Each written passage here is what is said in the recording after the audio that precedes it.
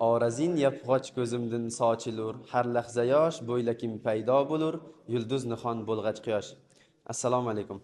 Bugun Alisher Navoiy bobomizning 585 yilligi munosabati bilan talabalar o'rtasida challenge. Navoiy qanday davlat lavozimida ishlagan?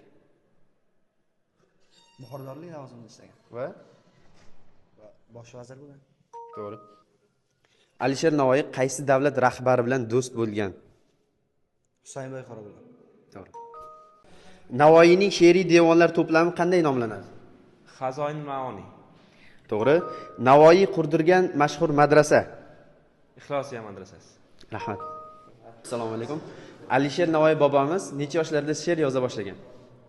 Adashmasam 7-10 yoshlardan bo'lishi kerak. To'g'ri javob. Alisher Navoiy o'zining ustozi deb kimni bilgan? Ustozlari deb Abdurahmon Jomiyni bilganlar. To'g'ri javob. Rahmat. Alisher Navoiy qaysi tillarda ijod qilgan va qanday taxalluslarda ijod qilgan? Alisher Navoiy fors va turk tillarida ijod qilgan bo'lib, u kishining taxalluslari foniy degan taxallusda ijod qilgan. Turkiyada